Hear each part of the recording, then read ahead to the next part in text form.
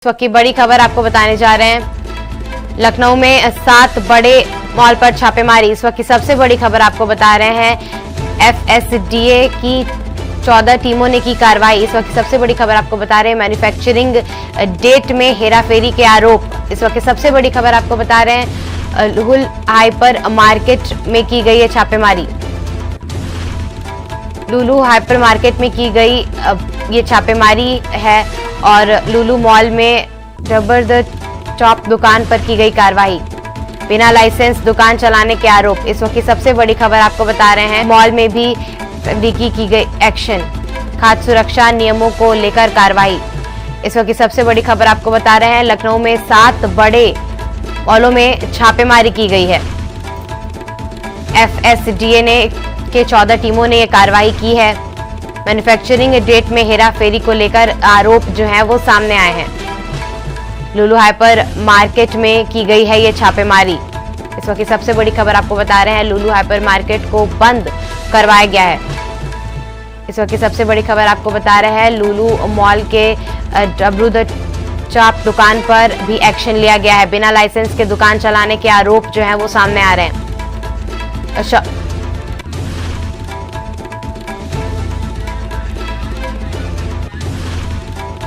और इस पर तमाम जानकारी के लिए जितेंद्र चौहान हमारे संवाददाता लखनऊ से जुड़ चुके हैं। क्या तमाम जानकारी है इस छापेमारी पे आपके पास जितेंद्र? देखिए, फूड एवं सेफ्टी डिपार्टमेंट की एक बड़ी कार्रवाई। 7 मॉल जो लखनऊ में है उन पर कहीं न कहीं बड़ा एक्शन किया गया है और शासन स्तर से 14 टीमें गठित की गई, जिसको लेकर छापेमारी की गई है। 61 संस्थान ऐसे हैं जिनमें बड़ी 3 खामियां मिली हैं, जिसमें लुलु हाइपर मार्केट हो मैन्युफैक्चरिंग यूनिट में बड़ी हेराफेरी पकड़ी गई है। एक्सपायरी डेट को आगे बढ़ाने हुए उस पर बेनकाब करने का काम किया गया है। हाइपर मार्केट का लाइसेंस मानक के अनुरूप चल रहा था, जिसमें कहीं न कहीं जो फूड विभाग है उन्होंने छापेमारी की है, उसको कहीं न कहीं पकड़ने का काम किया है। और मॉल में रबर द टॉप एक कार्रवाई की गई है। बिना लाइसेंस संचालन आउटलेट तत्काल सील किए गए हैं। सिनेपोलिस जो मॉल है लखनऊ में, वहां पर छापेमारी KFC जो कि एक माना जाना अमेरिकी ब्रांड है, वहां पर भी छापेमारी की। वहां पर गंदगी लगातार मिली थी।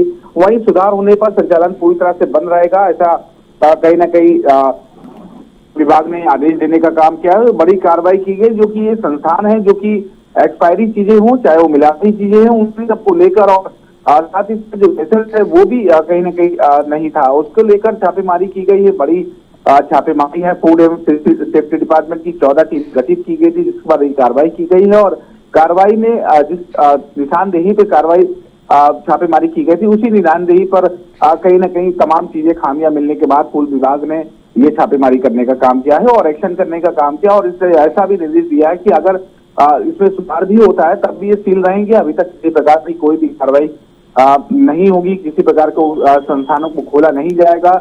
जो भी मॉल के अंदर दुकानें हैं जो उनको कहीं न कहीं पूरी तरह से रोक लगाने का काम किया है। जितेंद्र, क्या यहाँ इनके द्वारा बेचे गए सामानों से किसी को नुकसान हुआ है, जिसको लेकर एफएसडीए ने ये कार्रवाई की है, या फिर अपने से पूरी कार्रवाई की गई है जिनमें ये तमाम चीजें निकल के सामने आई हैं?